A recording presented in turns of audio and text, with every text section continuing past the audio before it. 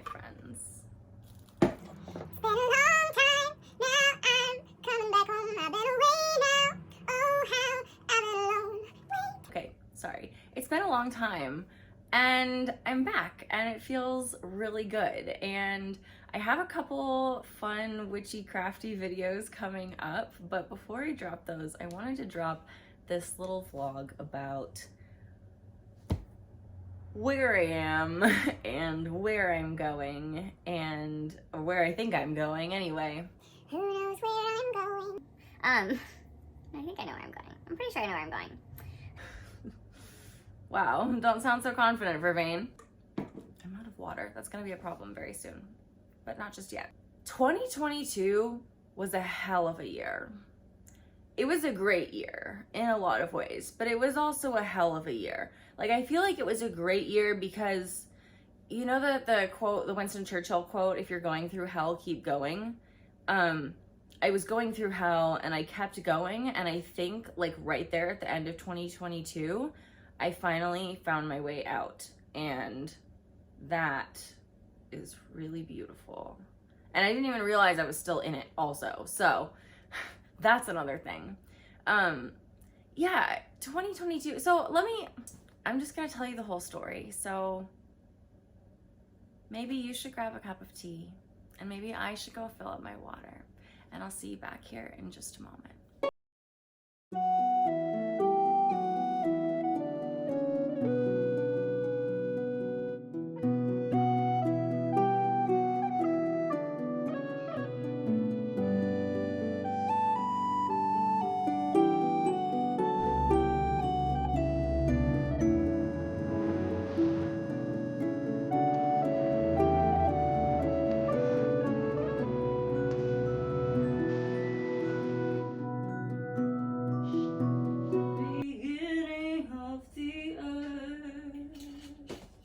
Man, you know why my voice sucks right now?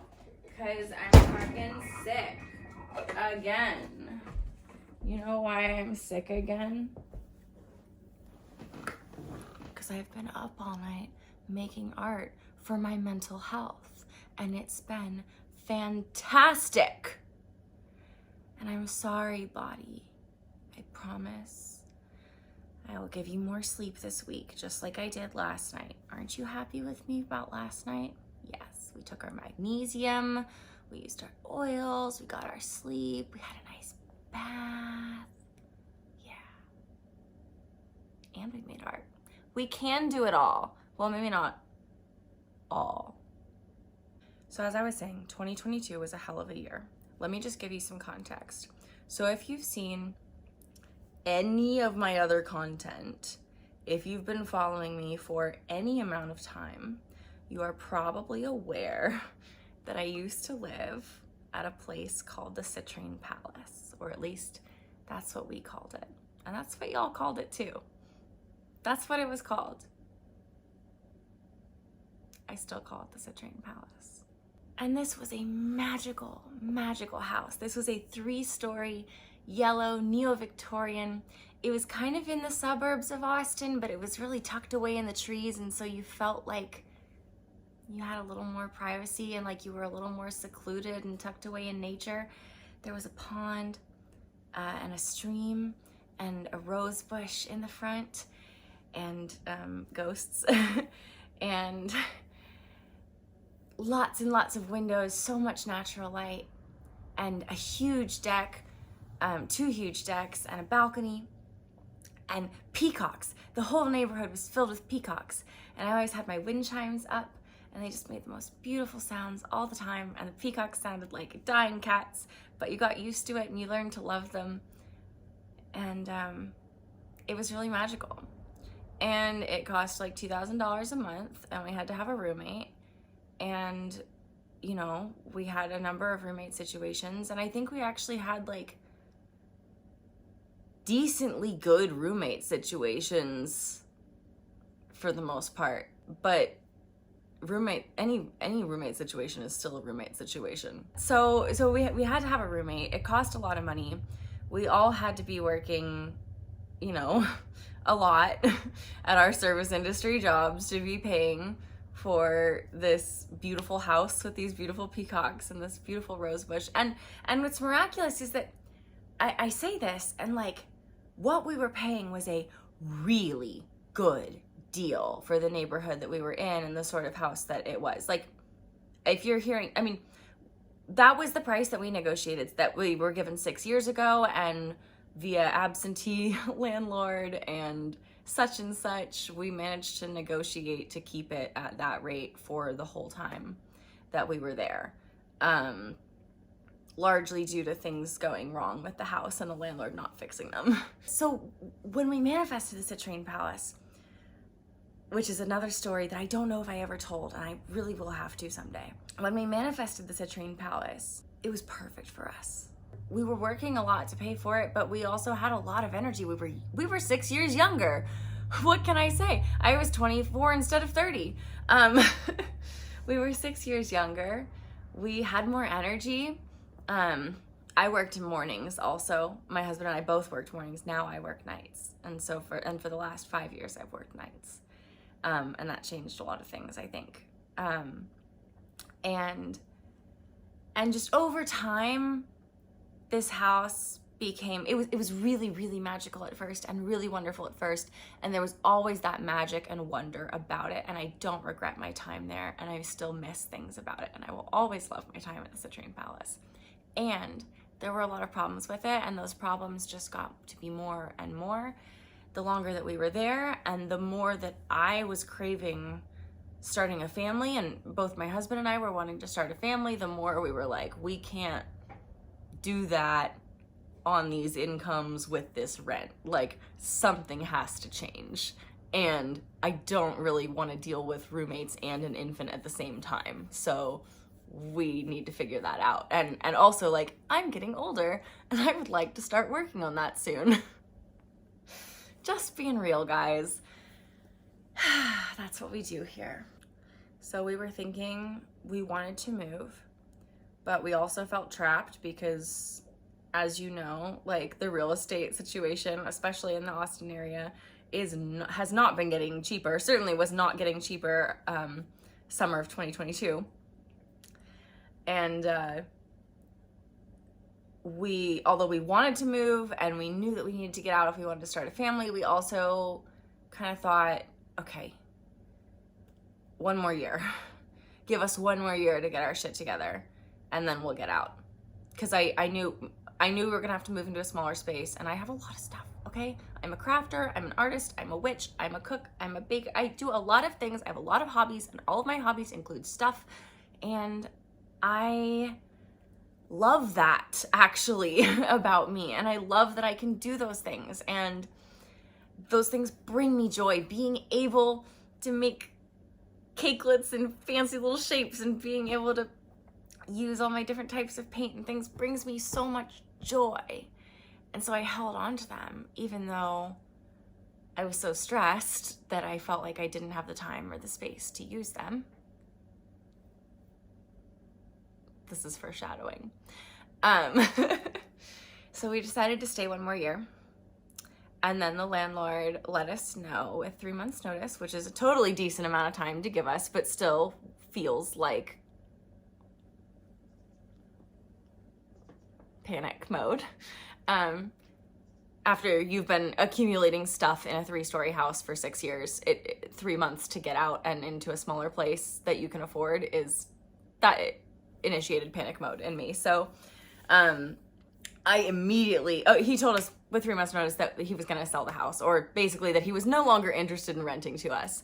And he had actually already refused a previous offer of ours to buy the house. So, which I'm glad that he did, because that house,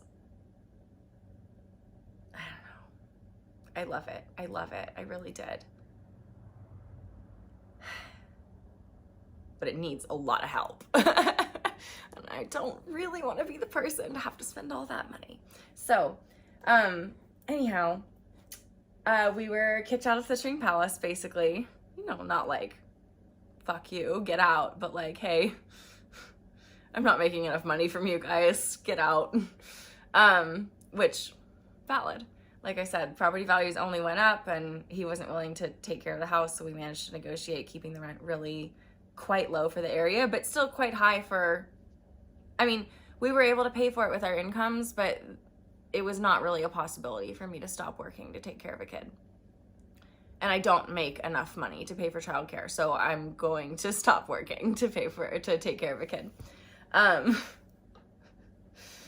So, or at least stop working out of the house, which is why I've always been so interested in finding creative ways to work from home, which I don't know, maybe this will go in that direction, but right now I'm really not thinking about money or career or self-employment. I'm just thinking about creative play because that's what I need for my mental health. So moving forward, okay, we have to find a new place. We somehow managed to find a very small, but very, very cute and cozy, and I think actually like really perfect for me and my husband right now. Cabin out in the country for within our budget. Let me just put it that way. And I feel really, really fortunate to have found this place, and that, you know, that cutting our expenses basically in half. My 2022, I feel like this is important. My 2022 word of the year was freedom, because I felt how trapped I was. And I thought for so long, I had been trying to manifest abundance for so long. Okay, look at me, look at my house, look at my wall. I have abundance, okay? I have fine art. I have the clothes that I like wearing. I have the crafting supplies that I like. But what I really wanted to feel free, what I really wanted wasn't an abundance of stuff. I spent so long thinking that what I needed to be able to follow my dreams of starting a family, making art, etc., etc., etc., was abundance, was more money, was abundance in all its forms.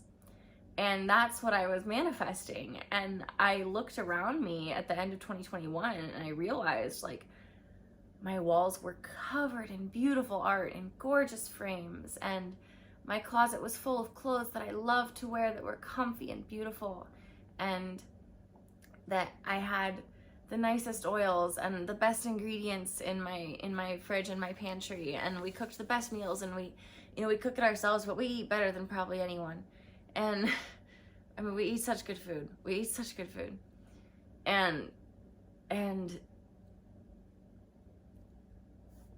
And we always have more than enough. We've always been able to invite friends to our table or to stay at our house and not worry about, can we feed everyone? Do we have enough room for everyone?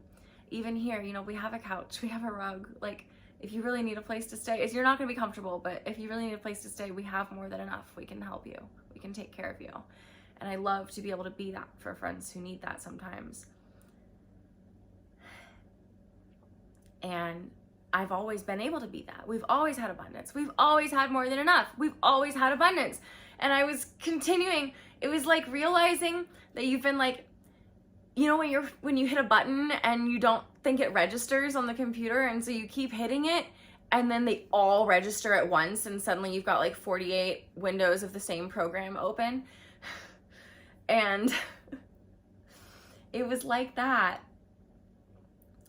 but with abundance. It was like, oh, I have more than enough. I have too much. I need freedom, not abundance. I need freedom from this stuff. I need freedom from the responsibilities of paying for this big house and its utilities. I need enough freedom to know that if I need a little bit of my time back, I can have it. Or if I need a lot of my time back, I can have it. That's the freedom that I need, not just money in my bank account. And not, which is not to say that I had like a lot of money in my bank account. There were days that there was at least one overdraft fee in 2022. I'm not proud to say that, but like, I just want to give you a little context for like where I'm sitting. I've always been able to take care of myself, and I've always had family to support me if I really couldn't. I have a lot of shame about going, like, I don't ask my family for help unless I really need it, but I do have the privilege and the blessing of feeling secure and knowing that like My family will not let me go hungry or homeless. And that really is a huge privilege and a blessing. Thank you. And I've needed it. And I've needed it. And every time I need it, I think about all my friends who don't have that. And that's why I really try to be that more than enough for them too.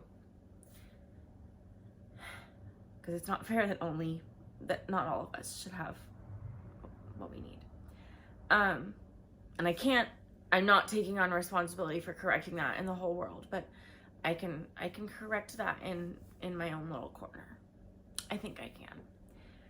Or I can do my very best. So we moved out to this little cabin, literally cut the rent, like what we were paying, in half. And that freed me up emotionally so much.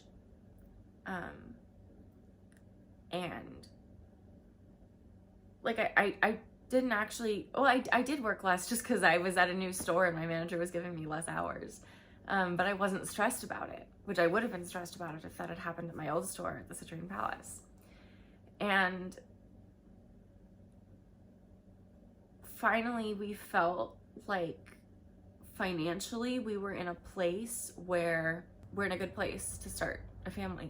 And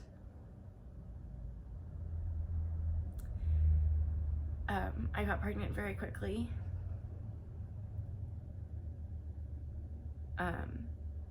And I was 9 weeks on Samhain, which is when I announced it, and we were so happy and so excited. And it was really hard also emotionally and physically. I was really, really excited to be having a baby, and I was so tired. I was more tired than I've ever been. And I work like 8-hour shifts all the time. Not every day anymore, but I used to do it every day at my old store, and now I still do it all the time, and it's nothing. I work my 8-hour shift, I go home, and then I'm up for like 5 more hours making art. But when I was pregnant in that first trimester, which I was only ever pregnant in the first trimester,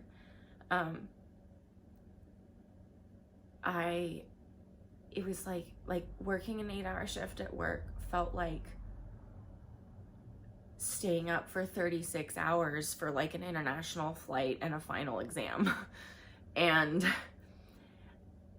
it was to the point where I would be like doing dishes in the back at work, trying to close, and just like carrying one dish to the back and setting it down would be like so much. And then I would set it down and be like, okay, we're done. And then it would like wash over me that like, we're not done. We have a lot more work to do here. And I would just cry because I was so tired. And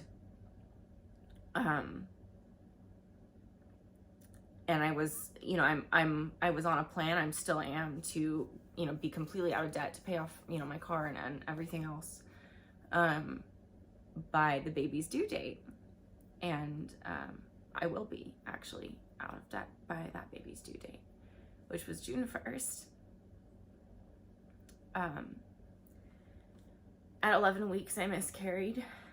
And if pregnancy was physically and emotionally difficult, it was nothing compared to miscarrying. It was so painful. I won't go into detail here. I wrote like 8 Instagram posts about it. If you scroll down to the black and white photo of me and my husband, that's like somewhere in the middle of it, and you'll find it.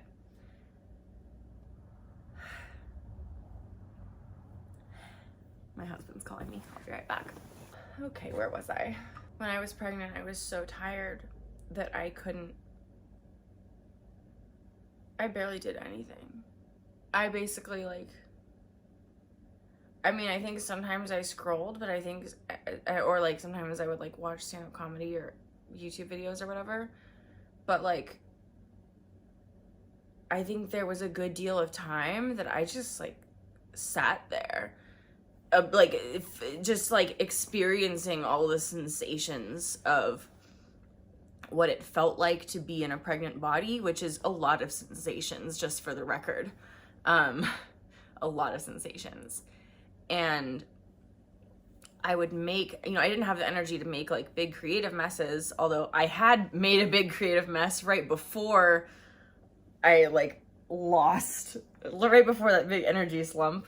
And which hit me in about 6 weeks. So I think like week 5, I was like doing a big crafting project. You probably, if you follow me on Instagram, you probably saw I was making these beautiful like abundance and gratitude themed spell kits.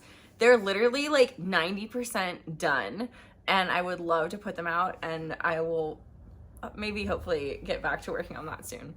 But I got pregnant, and I was always like self-care in the morning, then I go to work, and then evening is my project time. And I got home from work and I could not do anything but just go to bed. And so my project time was gone. There was no creative time, but I was still making little messes, and I had that one big mess that I did not have the energy to clean up. And I just always thought like I'll have, when I get my energy back, which turns out is supposed to happen around 12 weeks, which I never hit. So I can't report back on that. I did get my energy back like the day after my miscarriage, though. It was crazy. I was like, wow, emotionally, I feel really terrible and I'm crying all the time. But also, I'm now feeling like alert and awake and horrified by this mess that I've created over the last 10 weeks, or like 4 weeks, I guess, really, of that period. 4 to 6 weeks. I'm now like really horrified by this mess, and I feel like I have the energy to like think about what needs to be done and then maybe actually start doing it. And I did actually do a lot of tidying and a good deal of decluttering, which also, speaking of the whole freedom thing, this is, I think I need to talk about this. So freedom being my word for 2022. I told you about the freedom I knew I needed.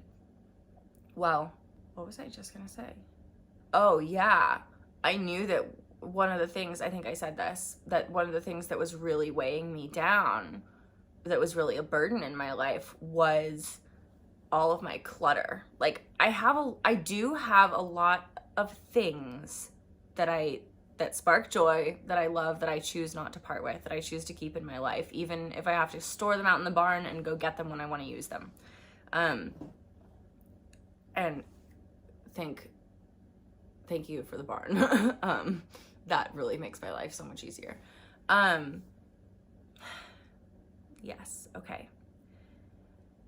However, I also, in this big 3-story house, had accumulated so much clutter that, it was to the point where it was a problem in that house, and I knew it was really gonna be a problem in a smaller house. And I did actually declutter it all. I decluttered everything. One of the things that I really wanted to do in 2022 was complete declutter of everything that I own. And I think I successfully did that. We had to, as part of moving.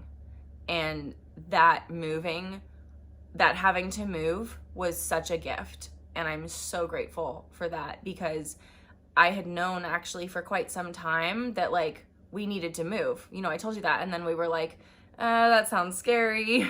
I'm gonna have to do something about this light in a second. But we're like, that sounds scary. I know that I need to just like trust in the universe and leap, but I'm too afraid to do that. And I had told my gods, guides, and guardians, like, hey, I'm still too scared to jump, but I know that I need to go. So if you push me, I will not fight you. And I felt like that, hey, you have to leave the Citrine Palace, was that push from the universe. And I feel very grateful for that. I'm gonna go do something about that. And so after I miscarried, I got my creative energy back, and I started making more. Cooking at first, cooking and baking. I did a lot of cooking and baking for Samhain. Had a great time, made a lot of stuff. I learned to make pate, and then I was so proud of my pate and so excited about the pate that I had made. And I was really feeling the parallel between making and mothering and the things that those have in common. And I know that I don't know much about mothering. I have no postpartum experience mothering, but I think it's, no mothers have yet argued with this point that mothering and making have much in common. If you are a mother and you disagree with me, please take it to the comments. I would be very curious to hear your position. Yes. And I was thinking about that a lot, and I was feeling very proud of my pate, and I was thinking about how so much of my creativity has gone into things like cooking and oil magic, which can be, you know, God, I love the oils. I really do love the oils.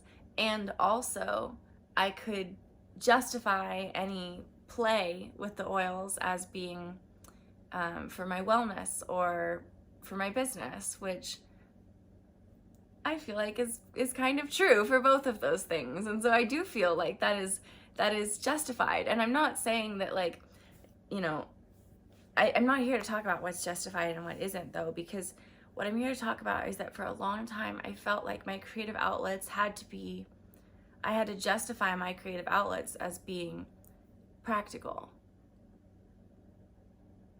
For some practical purpose. It had to be, I let myself be creative, but it had to be for my business, or it had to be for, you know, I allowed myself to make gallery walls, but it was like, that's just part of making the home a nice place, you know, that's for the benefit of all who live here. And, you know, cooking obviously is for the benefit of all who eat. And I love being creative in those ways, but I also really, really love being creative just for fun, just for play, just moving paint around on canvas and moving colors around on paper and cutting things out and putting them together and seeing things in my head and then making them real. I love it so much, just for fun, just for fun.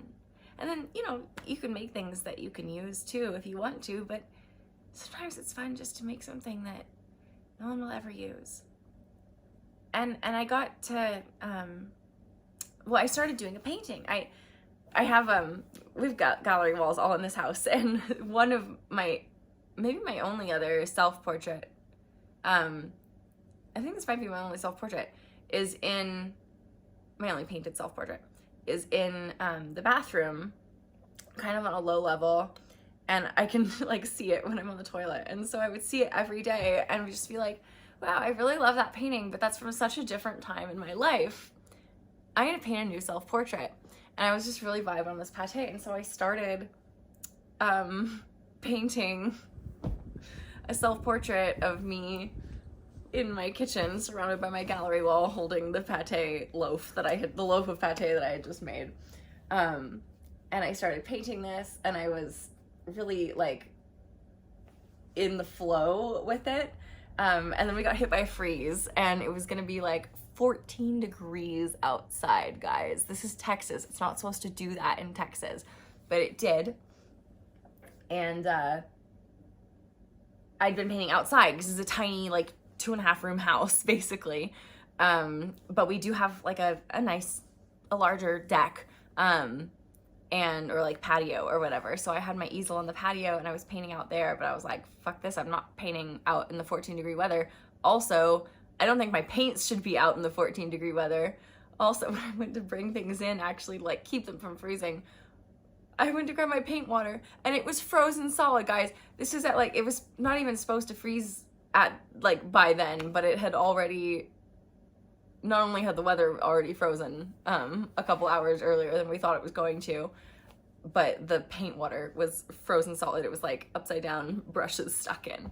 I thought it was very funny. But yeah, anyhow, so I brought all my stuff inside, and then I was just like, I'm feeling like I need and I want to be creative. That must be what happens right now. And it's winter, and so it's like warm inside and cold outside, and that's one of the nicest, like coziest feelings. And it's just like when you're feeling cozy and creative, such a good combination. I feel like winter and like crafting and art making just go so well together. And I really wanted to be finishing the painting. So my friend Abigail came over and we rearranged my entire corner of the room that has my desk in it. Cause I had my desk set up so that I could work on mostly like oil coven stuff.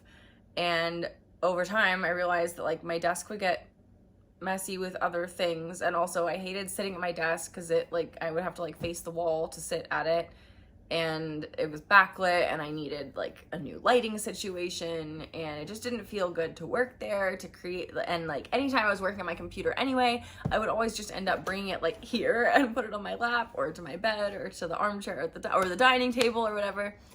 And I was just like looking back at my life, and I'm like, I've never ever used a desk for like traditional desk things. My desk, actually, even when I had a desk at my mom's house when I was growing up, I used it as my creative station. I never did my homework at it. I did my homework at the kitchen table or in my bed or in the living room on the couch. Wow, patterns. Same thing. And so I was like, okay, I'm not gonna use my desk for business stuff. I'm still gonna do business stuff, but I'm just not gonna use my desk for that, and I don't need my desk for that. And I really need an indoor creative space so that I can be creative in all kinds of weather and make creative messes in all kinds of weather. And it's okay, because that's my space to make creative messes. And we turn the desk around so it's like an L that creates a little alcove. Maybe I'll show you.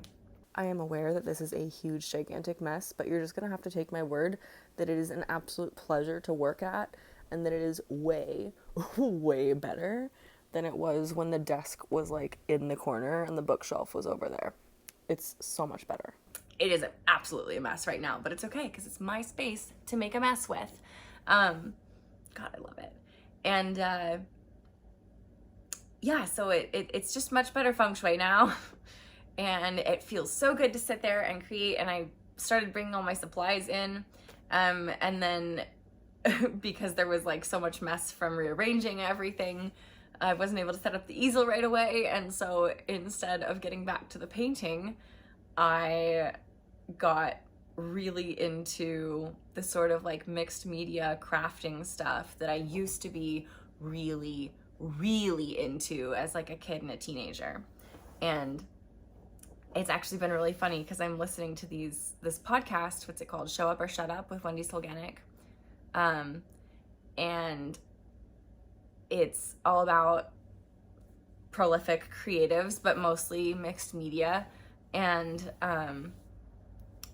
there's a pattern that like so many of these people who are mixed media artists now in their late 40s and 50s were scrapbooking 20 years ago in their 20s and 30s when they were having young kids. And it's really funny to me because I was scrapbooking 20 years ago when I was in middle school and high school. Well, middle school, yeah.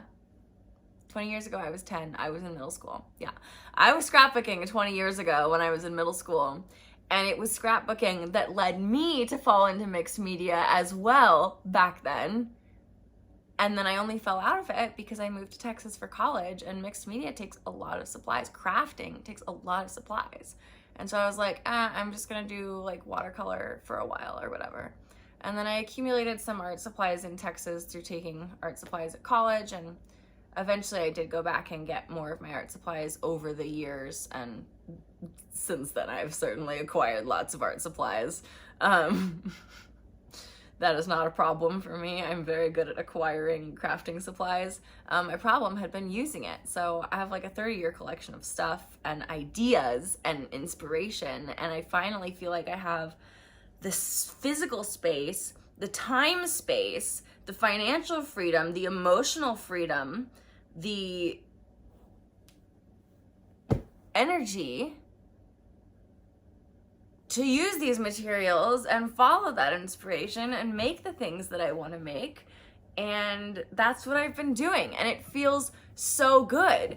And for a while, for like the first good solid week and a half, every time I realized how good I felt crafting, I would cry, because I would realize that like I was realizing that this was what I needed the whole fucking time.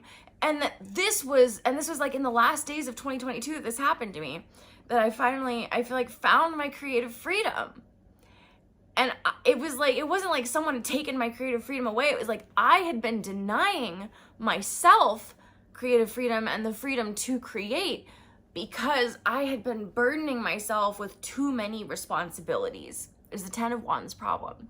I had all these wands on my back, and I was like, I signed up for it, so I gotta carry it. And I don't know what's gonna happen if I just like drop them or like set 5 of them down. Like, I don't know what's gonna happen or how to do that or anything. So I'm just gonna keep going like this, even though it sucks. And then the universe was like, bam, thief in the night, I'm stealing 5 of your wands. And I was like, oh, I feel much lighter now. Wait, how many wands did he steal? What's a good wands card? I like the 4. The 5 is like the too many cooks in the kitchen card. The 6 is the victory card. Yeah, he took away 4 of my wands. Now I have 6 wands. So I've been art journaling again. And I got inspired to make a junk journal, which is this. And she's beautiful and I love her. And she has mushrooms on her and she's beautiful. And I'm gonna I have one of the videos that I have coming up is I filmed most of the process of making this thing, which I have sped up and talked over. And so I'll be putting that out if you're curious. And then I haven't actually filmed this one yet, but very soon I'm just waiting on a couple supplies that I need to get from the barn to finish a couple elements in this book. It is finished enough that I've been working in it, but I want to finish a couple elements and then I will be filming a full flip through and that'll be in real time and I'll like talk you through the magic of each page and what's going on there. I'm really, really excited about this and I feel really good about this and I want to make more of these. And I don't know, I don't want to make any promises about like what I'm going to create, but I just want to say that I'm feeling really inspired to create and I finally feel like I have the freedom to create. And I feel like I did a good job of manifesting the freedom that I was seeking in 2022. And so for 2023, I've decided that my word of the year is create. And at least right now, I'm feeling inspired to share it with y'all and to show up in this space and to show up as my full witchy crafty self. I'm putting the craft back in witchcraft. At least I'm putting the craft back in my witchcraft. And I'm really, really excited about it. And I feel like on a lot of levels, that's kind of like what I've always wanted to do. And I'm just finding ways for things to be easier. It's like, I do feel like that's the biggest thing is that like, as I get older, I find all these things that I was making hard for myself. And I find easier ways to do them in ways that bring joy instead of stress. And that is really great. And so this year I will create a lot. I want to create lots of art. I want to create lots of food, yummy food and meals. And I want to create a baby. All right, guys, I'm probably going to cry again if I go that route. Anyhow, that's where I'm at right now, even though we'll give me ending phrases with prepositions. That's how I'm doing. That's where I've been. That's what's been going on with me.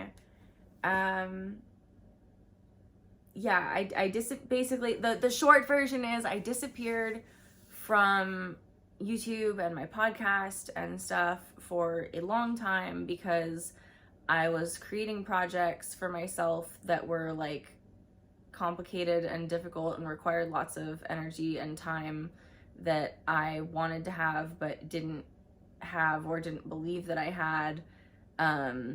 And I basically made my creativity feel like a responsibility or like a job instead of like play. And so now I'm saying fuck that, and I've created a lot of freedom for myself, and I'm using that freedom to just play creatively and see where it takes me. And if it takes me in directions that end up supporting me financially or whatever, great. But like, I'm not here to justify right now my art my art does not need to make me money for it to be important. My art is saving my mental health, and that's really, really important. And so I'm gonna keep doing it. And also, if any of this resonates with you, I would really, really encourage you to just allow yourself to make something for fun. Just for fun. Just because you want to. Especially if it's something that you can't find any other way to justify. Especially if it's totally useless. I feel like pages in art journals are totally useless, and they bring me so much joy to create. I think, like, you know, there's so many art journal pages where, like, where they're, the stage that they're in right now is not something that I like or would like want people to see, but that I've also had a lot of art journal pages that were in stages like that, and then things happened to them, and now I love them. And I love that process of being like, I don't really love what we're starting with here. What can I do to make it different? And then creating something beautiful. And it's just there in a book sitting on my shelf in my house for me to enjoy and maybe post on the internet if I want to. And that, my friends, is a useless, beautiful thing, and I love it.